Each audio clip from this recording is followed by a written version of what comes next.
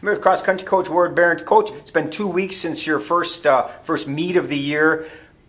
So let's rehash it a little bit. Talk a little bit about the St. Mary's Open and what you saw from a coaching perspective in terms of maybe things that you liked that you saw, maybe things that you knew you needed to work on. Like I said, it's been 2 weeks, and that one meet is really all you've had under your belt heading into this weekend. The first meet, it's always fun because you get to see kind of where people are. You have expectations, then you have reality. We knew with a young team there's going to be some things that were going to show up. We just didn't know what exactly at that time. And hopefully we got some of those things worked out. Like obviously when you have your first collegiate cross-country meets, a lot of the freshmen did, you're kind of wide-eyed and you're not quite sure how to react and respond. So they were able to get that under their belt. Hopefully it's enough because it's going to be a much bigger meet that they're coming into this time. But it was some good stuff. We got some freshmen that came through that I didn't know. At practice, we didn't know what we were going to expect, and all of a sudden they show up at the meet, and we're pretty happy with some of the results. So. On the guys' side, Austin O'Hare had a really nice meet. Jace Pater had a good meet. How about on the women's side? Because the names that I just rattled off are names that we're used to talking about. Women's side, you had a number of new names that people are going to get used to hearing. Yeah. If the Alumni Open is any indication. Yep, absolutely.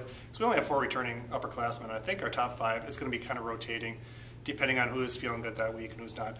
Freshmen, each week's a little bit different depending on how they're handling it. So I think our top 5 is not going to be set in stone for a while. It's going to be towards the end of the season before we finally have our 5 and 7 really kind of figured out who they are. But that's a good thing too, because then they get a chance to really see, to test themselves too in the competition too, and really develop as another. How about the fact that your first, as you were mentioning, for a lot of these people, their first collegiate meet is on a course like ours, because it's probably the toughest course you will have all year. Is that a good thing, or is that maybe, as you look at times and say, well, wait a minute, we need to get faster, or whatever it may be, just kind of judging the difficulty of our course?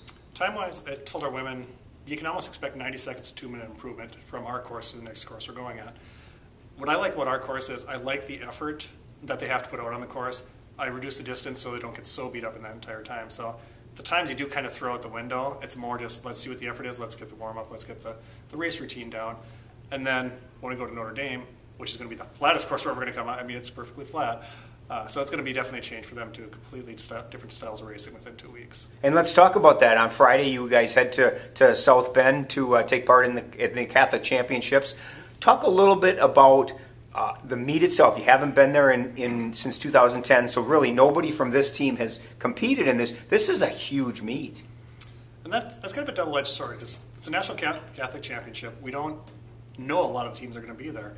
Division 1, 2, and 3 NEI. We don't really know where we're going to finish because we haven't seen these teams. So it's, in a weird sort of way, I told my team, it's kind of like a free pass. Our expectations are, let's do the best we can. Let's take care of our environment, and the results are going to be what they're going to be. But it's going to be kind of hard to say we should be going after this team or this team just because we have really no idea on some of these teams. As a veteran coach, how do you make sure that your athletes in a meet like this, because like you said, you don't really know anything. You'll get a walkthrough tomorrow before the competition, but how do you make sure that they stay in their element and not get caught up in the fact that there's a couple hundred people running in the race with them? How do you keep them on their path rather than getting caught up in somebody else's? Tomorrow's going to be a lot of rehearsal. That's why we're traveling a day early, so we can get out there, find our starting box, find the lanes, see what the course looks like, and really rehearse kind of what they're going to do, both visually and just as part of the walkthrough. At that point, you kind of have to trust them to get their nerves under control. And race day, we'll try and do everything we can to calm the nerves, but really remind them, okay, this is what we rehearsed the night before, this is what you've seen the night before. Just execute that. We should be fine. National Catholic Championships Friday in South Bend, Indiana. Good luck, Coach. Thank you.